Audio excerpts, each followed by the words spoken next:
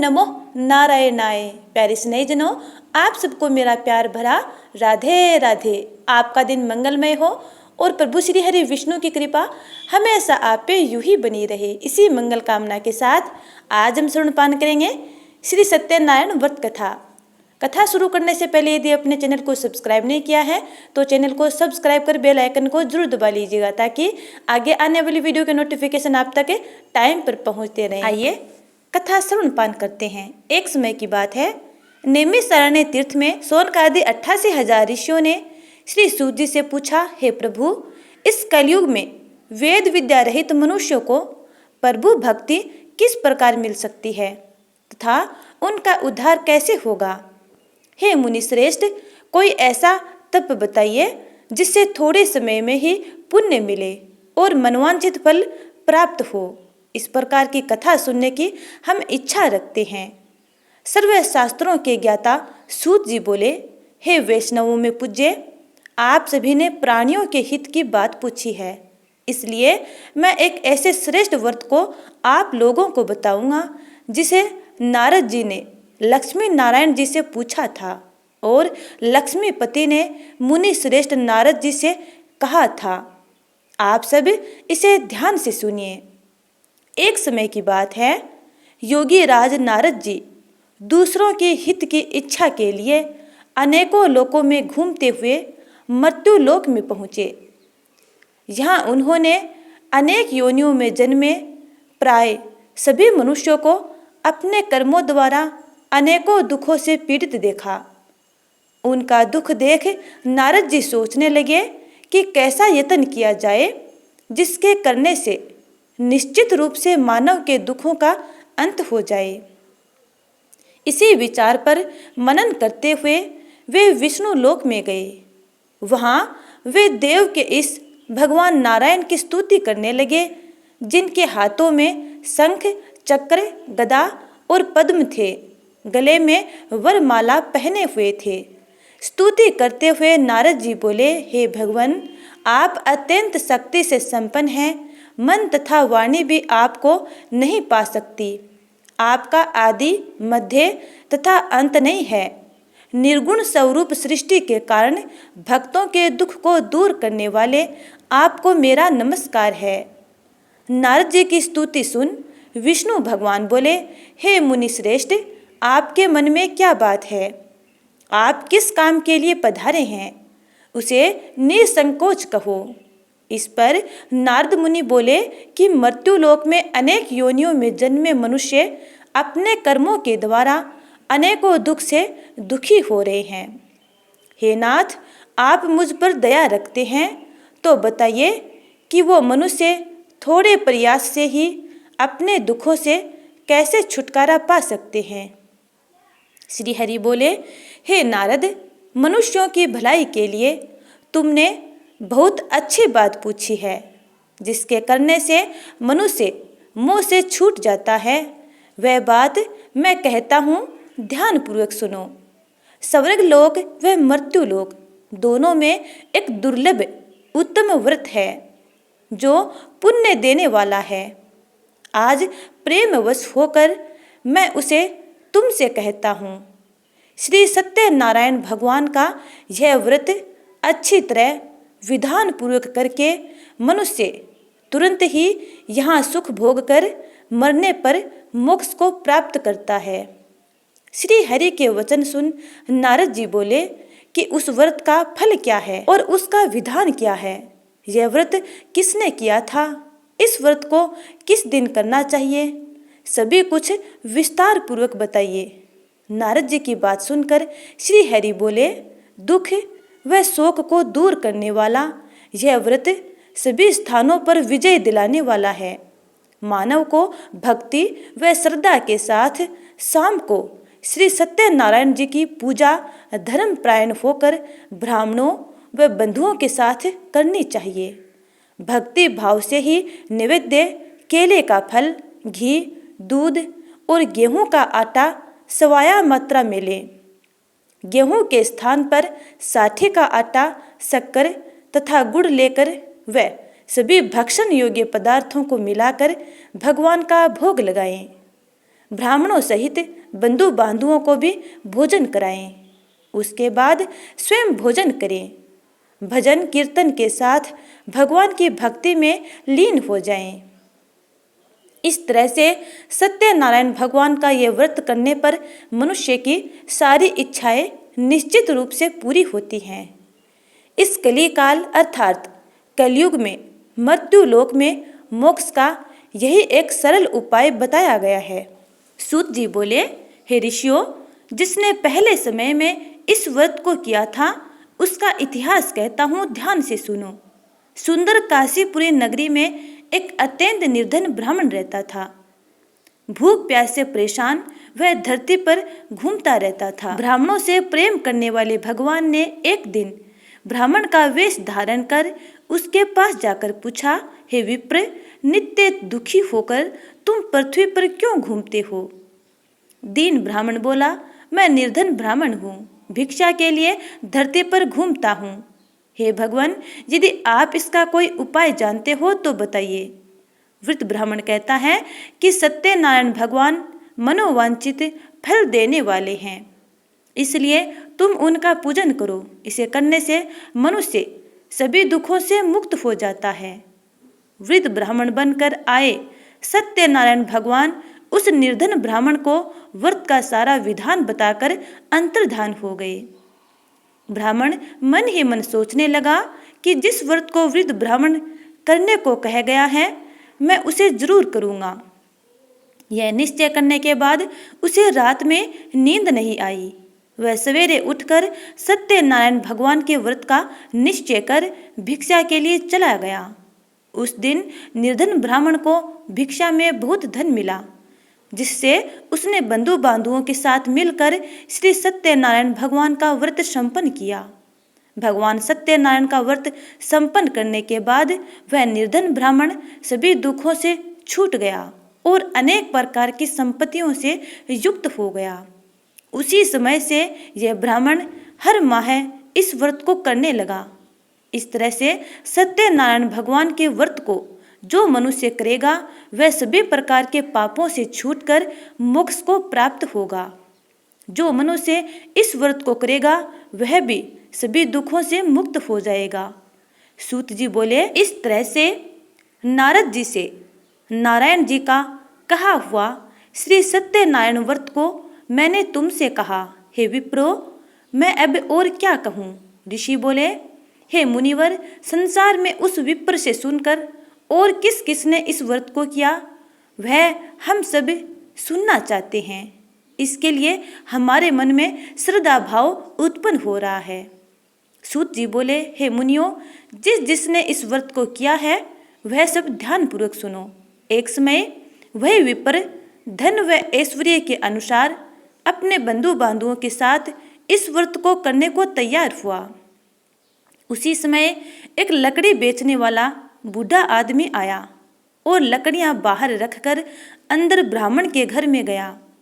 प्यास से दुखी वह लकड़हारा उनको व्रत करते देख विप्र को नमस्कार कर पूछने लगा कि आप ये क्या कर रहे हैं तथा इसे करने से क्या फल मिलेगा, कृपया मुझे भी बताएं।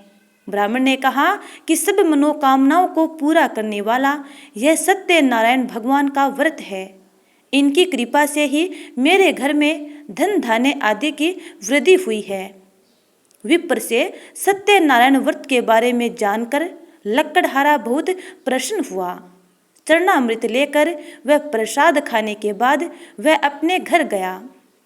लकड़हारे ने अपने मन में संकल्प किया कि आज लकड़ी बेचने से जो धन मिलेगा उसी से श्री सत्यनारायण भगवान का उत्तम व्रत करूँगा। मन में इस विचार को ले बूढ़ा आदमी सिर पर लकड़ियां रखे उस नगर में बेचने गया जहां धनी लोग ज्यादा रहते थे। उस नगर में उसे अपनी लकड़ियों का दाम पहले से 4 गुना अधिक प्राप्त हुआ। बूढ़ा प्रसन्नता के साथ दाम लेकर केले, शक्कर, घी, दूध, दही और गेहूं का आटा ले और श्री सत्यनारायण भगवान के व्रत की अन्य सामग्रियां लेकर अपने घर गया। वहाँ उसने अपने बंधु बांधवों को बुलाकर विधि विधान से सत्यनारायण भगवान का पूजन और व्रत किया। इस व्रत के प्रभाव से वह बुढ़ा लकड़हारा धन पुत्र आदि से युक्त होकर संसार के समस्त सुख भोग अंतकाल में वैकुंठ धाम को चला गया। सूत जी बोले, हे श्रेष्ठ मुनियों, अब आगे की कथा कहता हूँ। पहले समय में उल्कामुख नाम का एक बुद्धिमान राजा था। वह सत्य वक्ता और जितेंद्रिय था। प्रतिदिन देव स्थानों पर जाता और निर्धनों को धन देकर उनके कष्ट दूर करता था। उसकी पत्नी कमल के समान मुख वाली तथा सती साध्वी थी। भद्रशिला नदी के तट पर उन दोनों ने श्री सत्यनारायण भगवान का व्रत किया। उसी समय साधु नाम का एक वैश्य आया। उसके पास व्यापार करने के लिए बहुत सा धन भी था। राजा को व्रत करते देखकर वह विनय पूर्वक पूछने लगा, हे राजन, भक्ति भाव से पूर्ण होकर आप ये क्या कर रहे हैं? मैं सुनने की इच्छा रखता हूँ, तो आप मुझे बताएं। राजा बोला, हे साधु, अपने बंधु बांधवों के साथ पुत्र आदि की प्राप्ति के लिए एक महाशक्तिमान श्री सत्यनारायण भगवान का व्रत व पूजन कर रहा हूँ। राजा के वचन सुन साधु आदर से बोला, हे राजन, मुझे इस व्रत का सारा विधान कहिए। आपके कथनानुसार मैं भी इस व्रत को करूँगा। मेरे भी संतान नहीं है और इस व्रत को करने से निश्चित रूप से मुझे संतान की प्राप्ति होगी। राजा से व्रत का सारा विधान सुन व्यापार से निवृत्त हो वह अपने घर गया। साधु वैश्य ने अपनी पत्नी को संतान देने वाले इस व्रत का वर्णन कह सुनाया और कहा कि जब मेरी संतान होगी तब मैं इस व्रत को करूँगा। साधु ने इस तरह के वचन अपनी पत्नी लीलावती से कहे। एक दिन लीलावती पति के साथ आनंदित हो सांसारिक धर्म में प्रवृत्त होकर सत्यनारायण भगवान की कृपा से गर्भवती हो गई। 10वें महीने में उसके गर्भ से एक सुंदर कन्या ने जन्म लिया। दिनों दिन वह ऐसे बढ़ने लगी जैसे कि शुक्ल पक्ष का चंद्रमा बढ़ता है। माता पिता ने अपनी कन्या का नाम कलावती रखा। एक दिन लीलावती ने मीठे शब्दों में अपने पति को याद दिलाया कि आपने सत्यनारायण भगवान के जिस व्रत को करने का संकल्प किया था उसे करने का समय आ गया है। आप इस व्रत को करिए। साधु बोला कि हे प्रिय, इस व्रत को मैं उसके विवाह पर करूँगा। इस प्रकार अपने पत्नी को आश्वासन देकर वह नगर को चला गया। कलावती पिता के घर में रह वृद्धि को प्राप्त हो गई। साधु ने एक बार नगर में अपनी कन्या को सखियों के साथ देखा तो तुरंत ही दूत को बुलाया और कहा कि मेरी कन्या के योग्य वर देख कर लाओ। साधु की बात सुनकर दूत कंचन नगर में पहुंचा और वहां देखभाल कर लड़की के सुयोग्य वणिक पुत्र को ले आया। सुयोग्य लड़के को देख साधु ने बंधु बांधवों को बुलाकर अपने पुत्री का विवाह कर दिया। लेकिन दुर्भाग्य की बात ये कि साधु ने अभी भी श्री सत्यनारायण भगवान का व्रत नहीं किया। इस पर श्री सत्यनारायण भगवान क्रोधित हो गए और श्राप दिया कि साधु को अत्यधिक दुख मिले।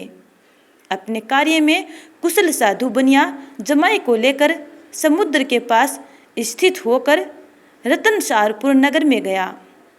वहां जाकर दामाद ससुर दोनों मिलकर चंद्रकेतु राजा के नगर में व्यापार करने लगे। एक दिन भगवान सत्यनारायण की माया से एक चोर राजा का धन चुराकर भाग रहा था। उसने राजा के सिपाहियों को अपना पीछा करते देख चुराया हुआ धन वहां रख दिया जहां साधु अपने जमाई के साथ ठहरा हुआ था। राजा के सिपाहियों ने साधु वैश्य के पास राजा का धन पड़ा देखा तो वह ससुर जमाई दोनों को बांधकर प्रसन्नता से राजा के पास ले गए और कहा कि उन दोनों चोरों को हम पकड़ लाए हैं। आप आगे की कार्यवाही की आज्ञा दें। राजा की आज्ञा से उन दोनों को कठिन कारावास में डाल दिया गया और उनका सारा धन भी उनसे छीन लिया गया। श्री सत्यनारायण भगवान के श्राप से साधु की पत्नी भी बहुत दुखी हुई। घर में जो धन रखा था उसे चोर चुरा ले गए। शारीरिक तथा मानसिक पीड़ा व भूख प्यास से अति दुखी हो अन्न की चिंता में उनकी पुत्री कलावती ब्राह्मण के घर गई। वहाँ उसने श्री सत्यनारायण भगवान का व्रत होते देखा, फिर कथा भी सुनी। वह प्रसाद ग्रहण कर वह रात को घर वापस आई। माता ने कलावती से पूछा कि हे पुत्री, अब तक तुम कहाँ थी? तेरे मन में क्या है?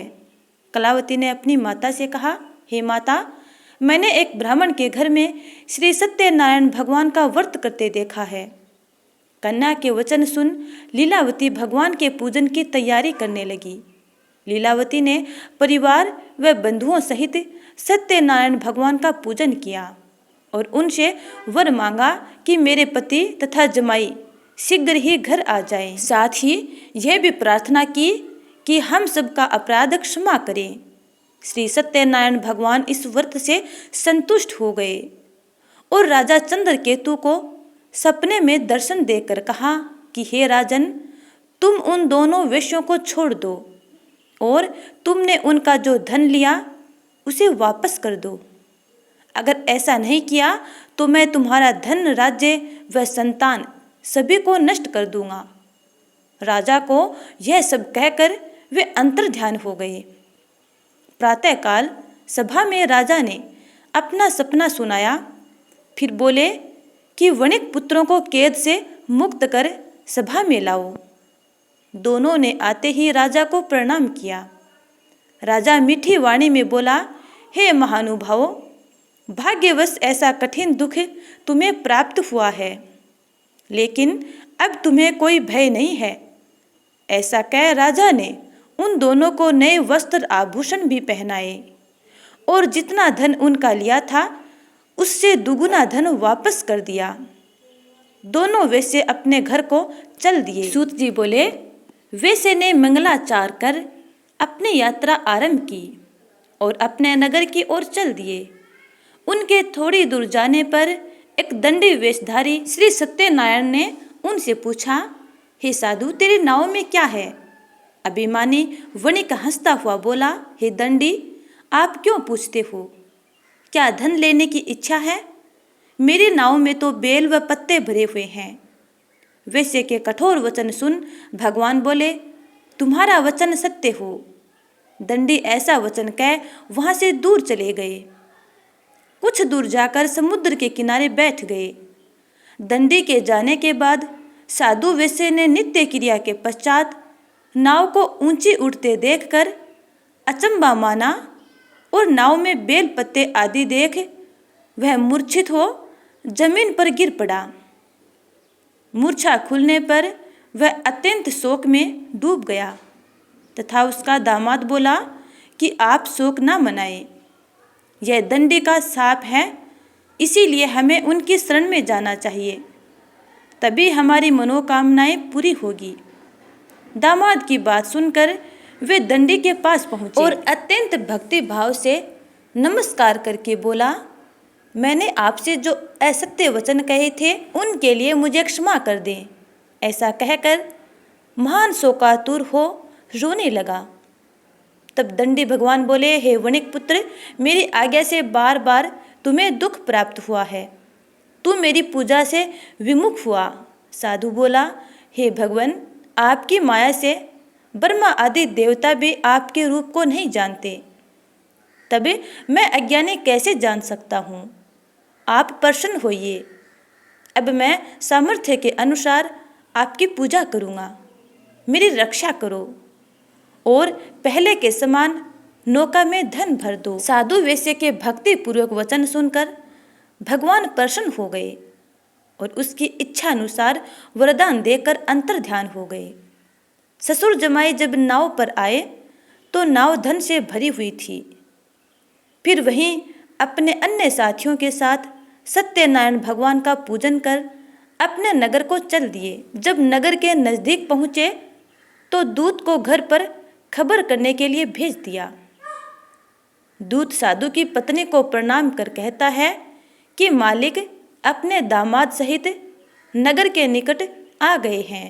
दूत की बात सुनकर साधु की पत्नी लीलावती ने बड़े हर्ष के साथ सत्यनारायण भगवान का पूजन कर अपनी पुत्री कलावती से कहा कि मैं अपने पति के दर्शन को जाती हूँ, तू कार्य पूर्ण कर शीघ्र आ जा। माता के ऐसे वचन सुन कलावती जल्दी में प्रसाद छोड़ अपने पति के दर्शन के लिए चली गई। प्रसाद की अवज्ञा के कारण श्री सत्यनारायण भगवान रुष्ट हो गए और नाव सहित उसके पति को पानी में डुबो दिया। कलावती अपने पति को वहां ना पाकर रोती हुई जमीन पर गिर गई। नौका को डूबा हुआ देख वह कन्या को रोता देख साधु दुखी होकर बोला कि हे प्रभु, मुझसे तथा मेरे परिवार से जो भूल हुई है उसे क्षमा करें। साधु के दीन वचन सुनकर श्री सत्यनारायण भगवान प्रसन्न हो गए और आकाशवाणी हुई, हे साधु, तेरी कन्या मेरे प्रसाद को छोड़कर आई है, इसलिए उसका पति अदृश्य हो गया है। यदि वह घर जाकर प्रसाद खाकर लौटती है तो इसे इसका पति अवश्य मिलेगा। ऐसी आकाशवाणी सुन कलावती घर पहुंचकर प्रसाद ग्रहण करती है और फिर आकर अपने पति के दर्शन करती है। उसके बाद साधु अपने बंधु बांधुओं सहित श्री सत्यनारायण भगवान का विधि विधान से पूजन करता है और इस लोक का सुख भोग कर अंत में स्वर्ग को प्राप्त होता है। सूत जी बोले, हे ऋषियों, मैं और भी एक कथा सुनाता हूँ, उसे भी ध्यान पूर्वक सुनो। प्रजा पालन में लीन तुंगध्वज नाम का एक राजा था। उसने भी भगवान का प्रसाद त्याग कर बहुत ही दुख सहन किया था। एक बार वन में जाकर वन्य पशुओं को मारकर वह बड़ के पेड़ के नीचे आया। वहां उसने ग्वालों को भक्ति भाव से अपने बंधुओं सहित सत्यनारायण भगवान का पूजन करते देखा। अभिमानवश राजा ने उन्हें देखकर भी पूजा स्थान पर नहीं गया और ना ही उसने भगवान को नमस्कार किया।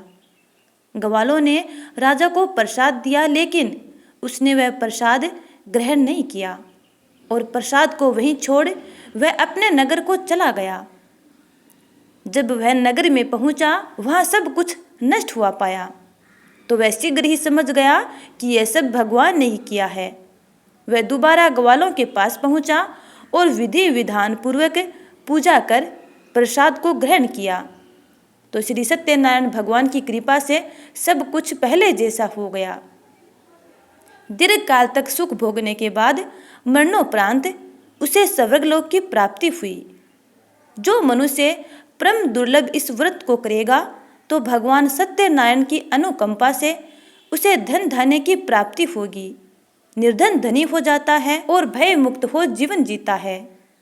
संतानहीन मनुष्य को संतान प्राप्त होती है और सारे मनोरथ पूर्ण होने पर मानव अंत काल में बैकुंठ धाम को प्राप्त होता है। सूत जी बोले, जिन्होंने पहले इस व्रत को किया है, अब उनके दूसरे जन्म की कथा कहता हूँ। वृद्ध सतानंद ब्राह्मण ने सुदामा का जन्म लेकर मोक्ष की प्राप्ति की। लक्कड़हारे ने अगले जन्म में निषाद बनकर मोक्ष प्राप्त किया। उल्का मुख नाम का राजा दशरथ होकर वैकुंठ को गए। साधु नाम के वैश्य ने मोर ध्वज राजा बनकर अपने पुत्र को आरे से चीरकर मोक्ष की प्राप्ति की। महाराज तुंगध्वज ने स्वयंभू होकर भगवान में भक्ति युक्त हो कर्म कर मोक्ष को प्राप्त किया। तो प्यारे स्नेहजनों, ये थी श्री सत्यनारायण भगवान की व्रत कथा। उम्मीद करती हूँ कि आपको यह कथा अच्छी लगी है। यदि अच्छी लगी है तो लाइक कमेंट कर देना और अगले वीडियो का इंतजार करना। तब तक के लिए जय श्री राधे।